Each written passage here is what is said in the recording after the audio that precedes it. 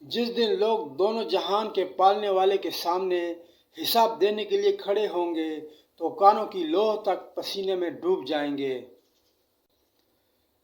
نظر انداز کرنا نفرت کی بدترین قسم ہے۔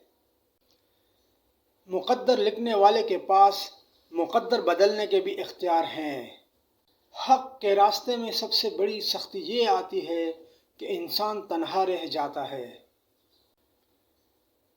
لڑکیاں باپ کی غریبی برداشت کر لیتی ہیں مگر شوہر کی نہیں۔ اگر اللہ تعالیٰ نے تمہاری اس ہتھیلی کو خالی ہی رکھنا ہوتا تو وہ تمہیں کبھی بھی ہاتھ جوڑ کر دعا مانگنا نہ سکھاتا۔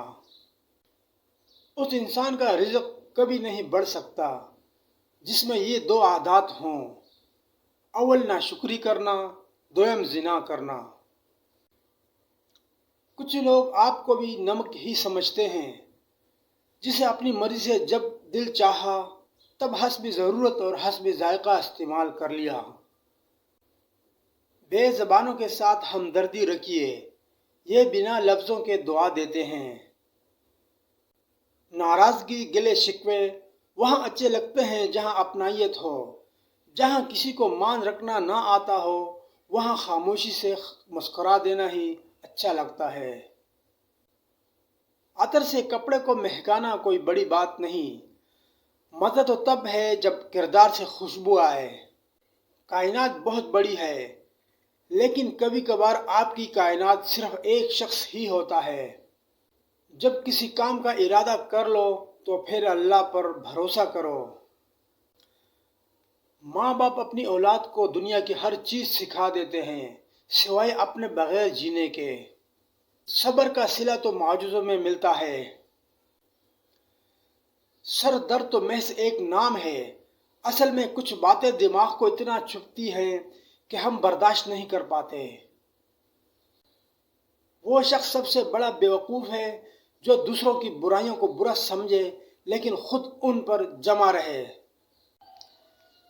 دولت کی نمائش وہی لوگ کرتے ہیں جن کے پاس دولت کے سوا اور کچھ بھی نہیں ہوتا۔ بہترین مشورے رات کے وقت ذہن میں آتے ہیں، رات مشورے کی ماں ہے۔ مسکرانا اور خاموش رہنا دنیا کے دو طاقتور ترین ہتھیار ہیں۔